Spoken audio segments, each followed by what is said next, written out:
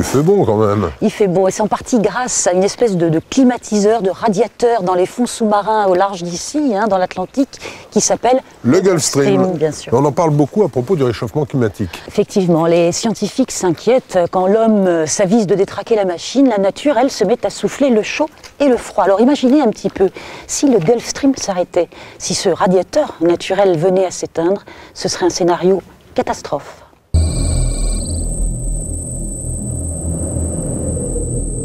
Hiver 2060, au large des côtes bretonnes.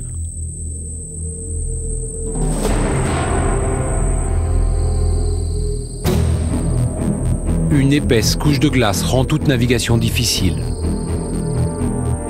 Le long des côtes françaises, plusieurs ports sont fermés dans l'attente de l'intervention d'un brise-glace. Pour la troisième fois cette année, la plupart des aéroports européens ont suspendu leur vol. Des milliers d'avions sont cloués au sol.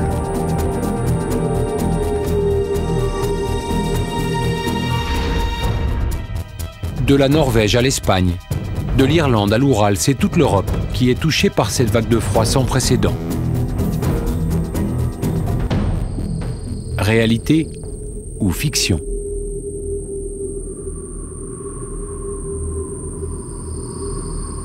Ces prédictions inquiétantes sont tirées d'un rapport commandé récemment par le gouvernement américain et qui envisage le plus sérieusement du monde une panne du courant océanique et du climat européen d'ici la fin du XXIe siècle. Responsable de ce désastre, le réchauffement de la planète.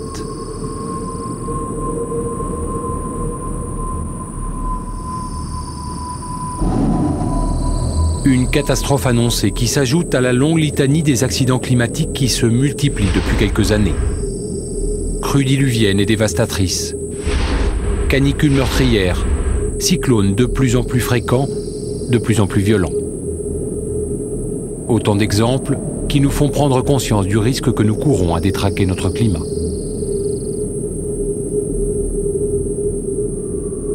Cette fois-ci, c'est au fond de l'océan Atlantique que la menace se terre, dans les méandres du plus mythique des courants marins, le Gulf Stream.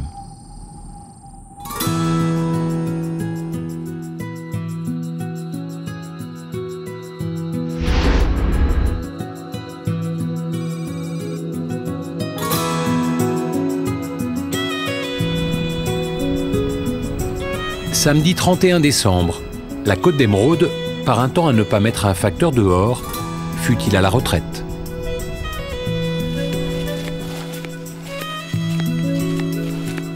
Et pourtant, Jean-François Veillard, retraité des postes depuis une semaine à peine, est bien décidé à sortir au grand air dans son uniforme favori.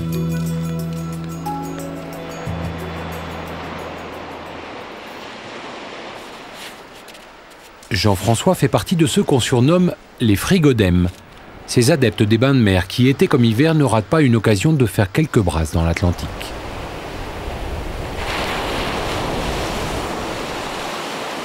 Une trempette d'une vingtaine de minutes tout de même. Un rituel dominical qui serait nettement plus rude sans la relative douceur qui baigne les côtes bretonnes tout au long de l'année. Et notre facteur en retraite a sa petite idée sur le courant béni des dieux qui lui permet d'échapper à la messe. C'est possible que ce soit grâce au Gulf Stream, qui passe quand même pas loin de Jersey, donc qui doit quand même réchauffer un peu les courants qui passent par là, quoi, à mon avis.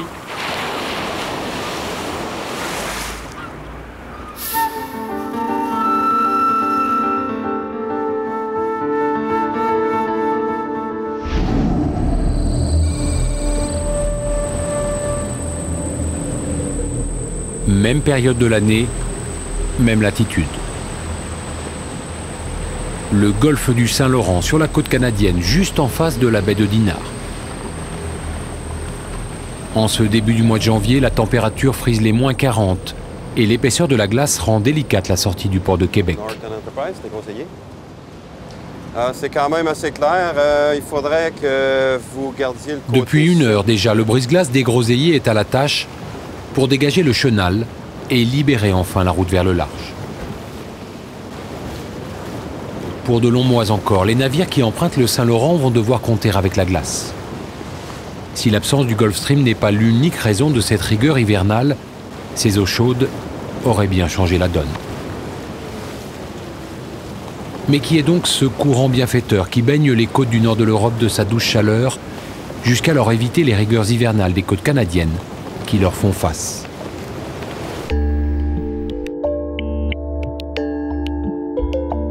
Le Gulf Stream est un puissant courant de surface dont le débit correspond à 150 fois le débit de tous les fleuves de la Terre réunis.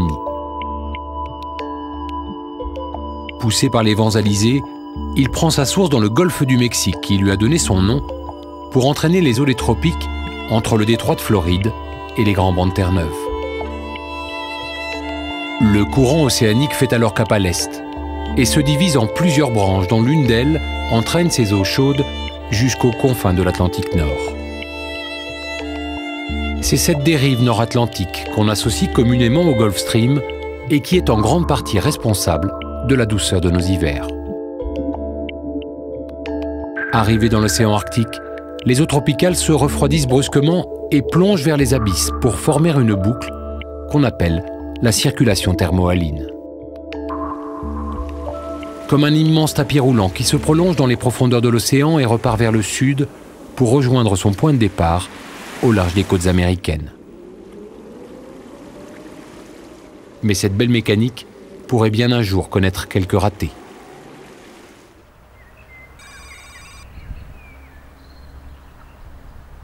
Cette hypothèse inquiétante a été confirmée par une récente découverte des paléoclimatologues, ces scientifiques qui tentent de deviner le climat de demain, dans celui d'avant-hier.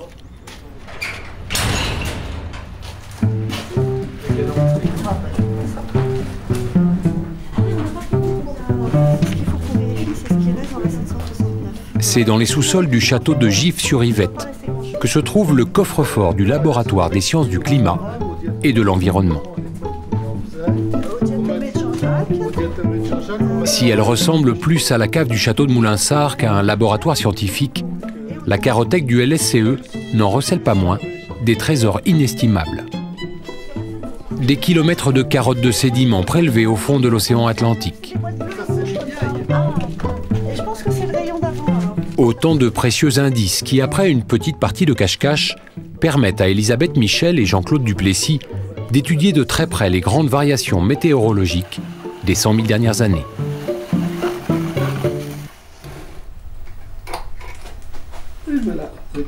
À première vue, le climat passé de la Terre se résume en une suite régulière de cycles de refroidissement et de réchauffement. Des périodes de 20 000 à 100 000 ans qui se repèrent à l'œil nu dans les différentes couches de sédiments. Mais au début des années 90, un étrange caillou gris logé dans une carotte extraite au large des côtes françaises va remettre en cause cette belle théorie. C'est un peu gros, donc c'est trop gros pour être transporté par le vent ou les courants, donc ça a forcément été apporté par des icebergs. Et donc là, on est en plein milieu de l'océan Atlantique Nord, vers 50 degrés nord, donc il faut imaginer une grande valse d'icebergs à ces périodes-là. L'histoire se déroule il y a quelques 20 000 ans en plein air glaciaire. Des hausses rapides et brutales de température provoquent une fonte accélérée de l'immense calotte de glace qui recouvre l'Amérique du Nord, libérant des troupeaux d'icebergs dans l'océan Atlantique.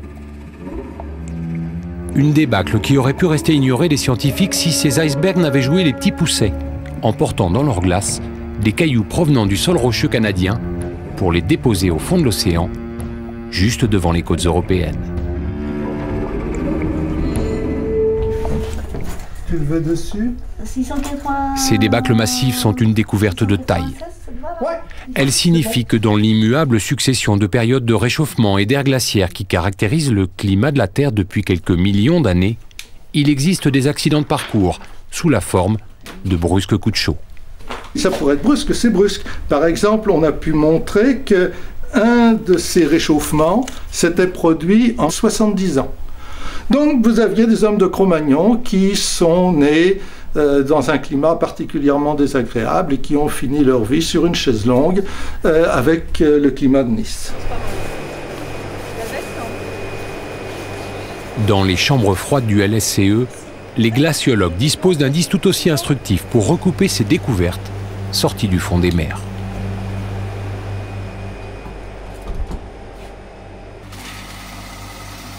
des carottes de glace prélevées dans la calotte groenlandaise et qui permettent à Valérie Masson de connaître quasiment année après année les températures de l'air d'il y a 20 000 ans.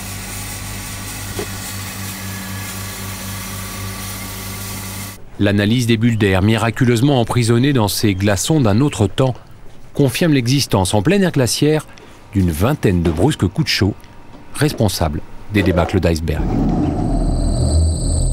Mais le plus surprenant, c'est que ces hausses de température sont systématiquement suivies d'épisodes tout aussi rapides et brutaux de refroidissement du nord de l'Europe.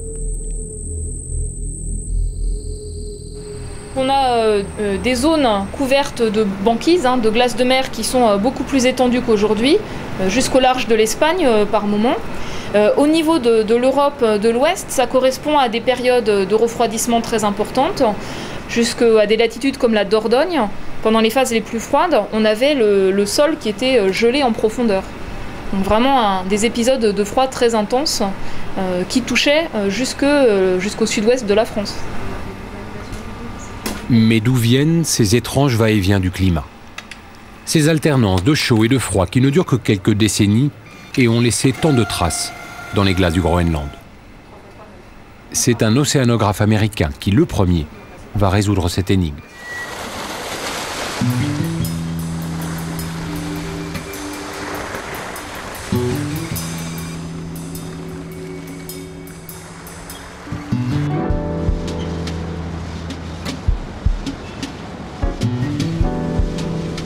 Les côtes américaines ont beau être snobées par le Gulf Stream, Wallace Broecker lui a pourtant consacré 50 ans de sa vie.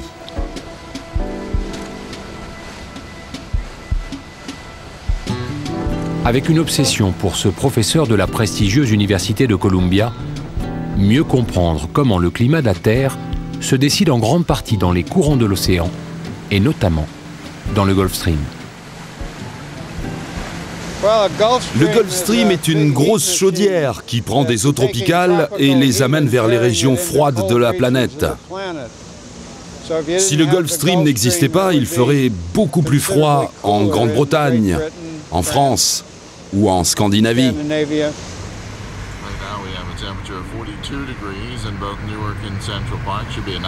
Intrigué par les brusques coups de froid du passé, Wallace Broecker imagine que l'explication se trouve justement dans un dérèglement de cette chaudière naturelle, et plus précisément dans un arrêt du tapis roulant océanique. Reste à découvrir ce qui a pu provoquer ces soudaines perturbations du Gulf Stream. La réponse, Wallace Broecker la trouve quelque part à l'endroit où ce courant venu des tropiques plonge vers les grands fonds. Lorsqu'elle pénètre dans l'océan Arctique, ces eaux chaudes et salées libèrent une partie de leur chaleur dans l'atmosphère et dans les eaux froides qu'elles rencontrent. Une évaporation qui augmente leur salinité et leur densité. Devenues plus lourdes, les eaux tropicales sont dès lors entraînées au fond des mers pour alimenter la boucle de la circulation thermohaline. Ces formations d'eau profonde constituent le moteur principal du tapis roulant océanique et donc du Gulf Stream. Mais que ce fragile mécanisme se dérègle et c'est tout le système qui risque de s'interrompre. Et c'est justement ce qui s'est produit au cours de la dernière période glaciaire. C'est l'eau douce qui provient de la fonte de ces icebergs projetés dans l'océan qui a dilué le sel qui permet la densification de l'eau de mer. Si vous diluez le sel, vous empêchez la formation des plongées profondes et c'est ce qui stoppe le tapis roulant.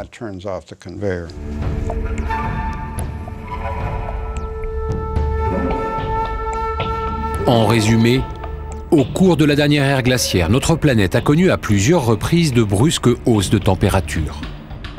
Un réchauffement de quelques degrés seulement, mais suffisant pour provoquer de gigantesques débâcles d'icebergs et l'injection de milliards de mètres cubes d'eau douce dans l'Atlantique Nord. De quoi diminuer la densité des eaux tropicales et interrompre les formations d'eau profonde. De quoi surtout détourner le Gulf Stream vers le sud et provoquer de violents coups de froid sur le nord de l'Europe.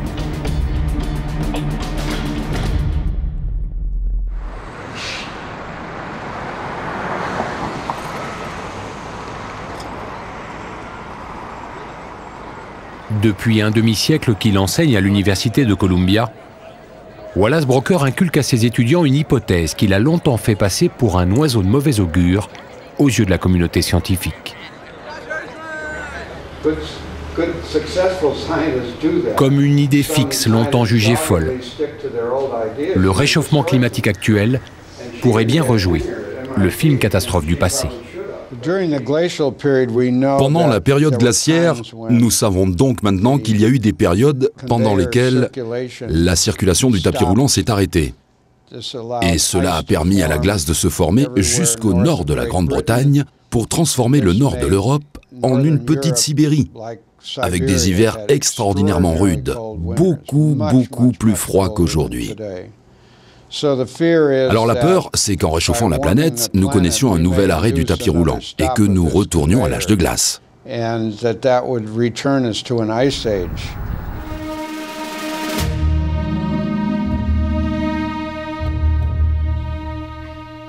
Pour la première fois de son histoire, l'homme influence le climat de la Terre. Sa responsabilité dans le réchauffement de la planète est aujourd'hui admise par la grande majorité de la communauté scientifique. La pollution automobile, la production industrielle, la déforestation et même certains secteurs agricoles comme l'élevage sont autant d'activités humaines qui participent à l'augmentation des gaz à effet de serre, principaux responsables du réchauffement climatique. Dans son dernier rapport, le GIEC, le groupe intergouvernemental sur l'évolution du climat, table sur une augmentation des températures moyennes de 4 degrés d'ici la fin du XXIe siècle. Et ce n'est pas le développement des pays émergents comme la Chine ou l'Inde qui va freiner le mouvement. Mais ce réchauffement sans précédent pourrait-il provoquer un nouvel arrêt du tapis roulant océanique ?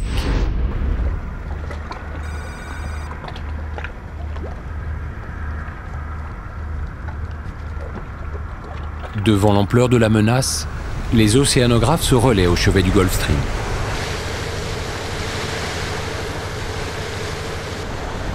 Depuis un mois déjà, l'Océania navigue dans les eaux grises de la mer du Groenland. À bord du navire polonais, Jan Pieczura et son équipe sont bien décidés à passer ce bout de mer au peigne fin. Car c'est ici, au-delà du cercle polaire, que le courant océanique décide soudain de plonger vers les grands fonds.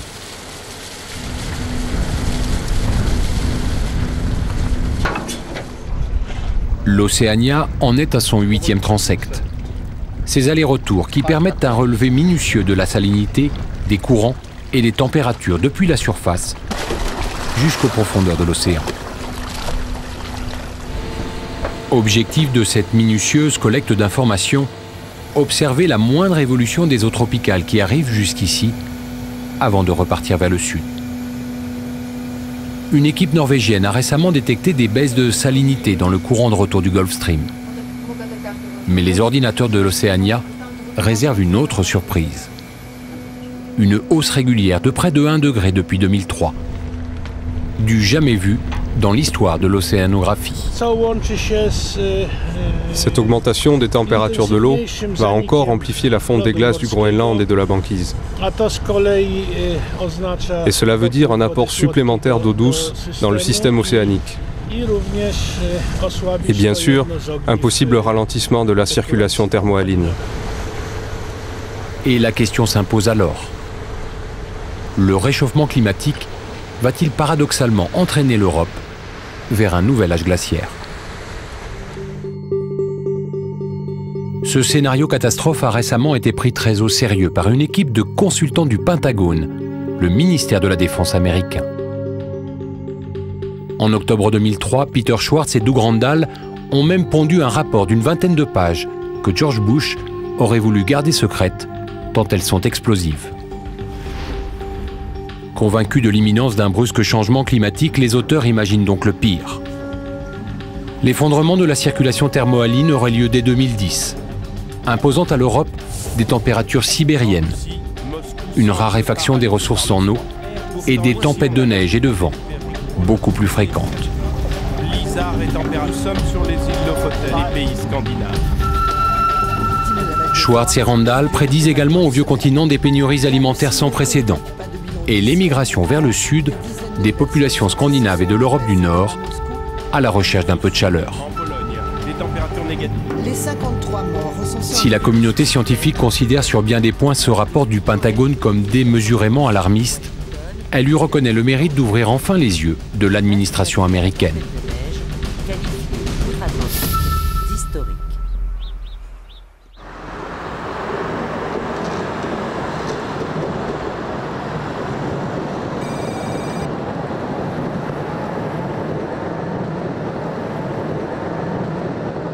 À Potsdam, à quelques kilomètres de Berlin, un jeune climatologue est justement devenu l'un des spécialistes mondiaux des modèles informatiques qui tentent de prédire l'avenir.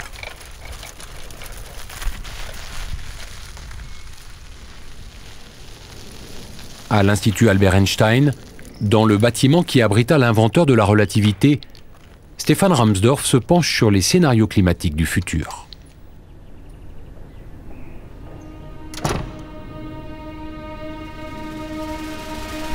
Dans les sous-sols de l'Institut, une armée de calculateurs digère de jour comme de nuit les informations qu'on leur livre.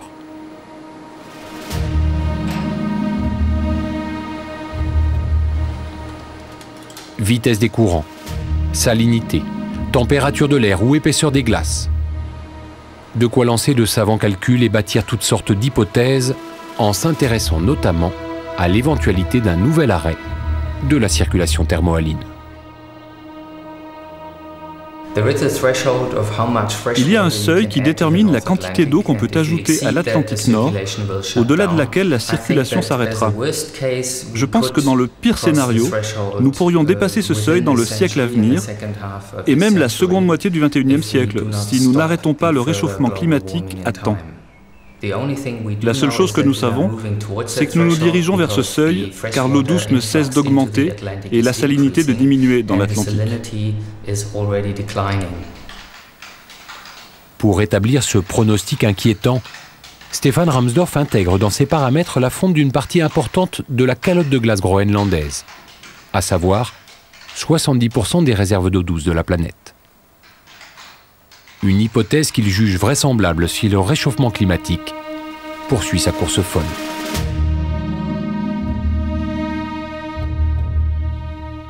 Résultat, ce scénario du climat de la Terre des siècles à venir, comme si on y était. L'arrêt de la circulation océanique pourrait donc avoir lieu dans la seconde moitié de notre siècle, provoquant bien un refroidissement du nord de l'Europe, compensé dans un premier temps par l'ampleur du réchauffement de la planète. Un simple répit, car vers 2300, avec l'épuisement des énergies fossiles comme le pétrole ou le gaz, plus rien n'empêcherait le froid de se répandre sur l'Europe du Nord.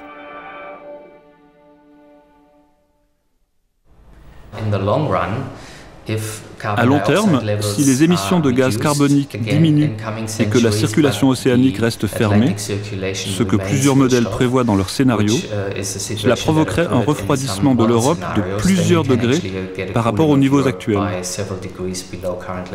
Il ne s'agirait peut-être pas d'un retour à l'âge de glace, mais cela rendrait l'agriculture très difficile, en Scandinavie par exemple. Si le scénario allemand n'annonce pas la fin du monde tempéré pour demain, il l'a prédit pour après-demain.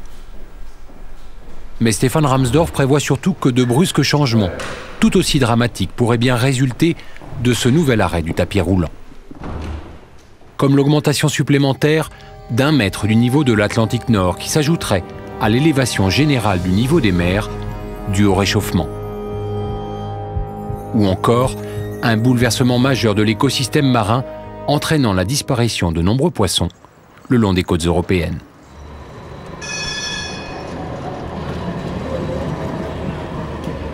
À Potsdam, à quelques 500 km de la mer, on semble avoir compris l'enjeu du réchauffement climatique.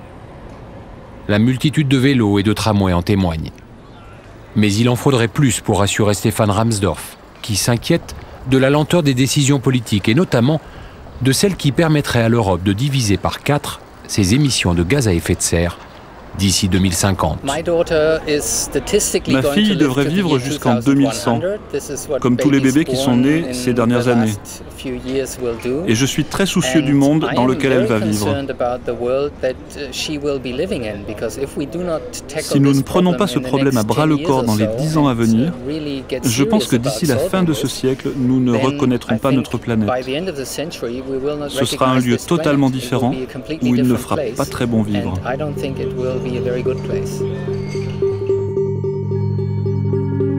10 ans pour changer la donne.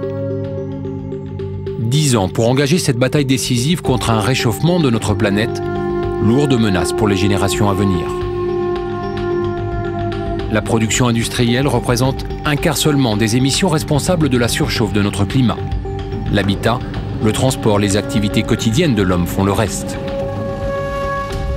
C'est donc à chacun de nous d'agir au quotidien pour léguer à nos enfants une terre aussi vivable que celle que nous avons reçue en héritage.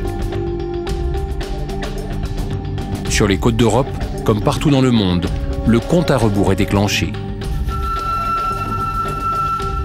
Même s'il reste incertain, personne ne peut exclure un nouvel arrêt de la circulation océanique d'ici la fin du siècle.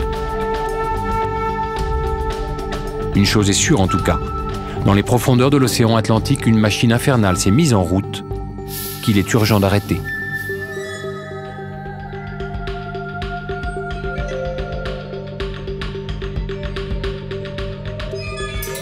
Le bouleversement du climat, c'est l'objectif principal de l'année polaire internationale qui a débuté, comme vous le savez, le 1er mars. Une aventure scientifique qui fait ce mois-ci la une de plusieurs magazines, Science et Avenir, Thalassa Magazine et Géo. De quoi comprendre les enjeux pour l'avenir de notre planète. L'île d'Aix, un des endroits du monde avec la plus grande concentration de musées par tête d'habitants, 3 musées pour 150 habitants. 2 musées nationaux et un musée privé. Un musée unique en son genre, on va d'ailleurs y jeter un petit coup d'œil.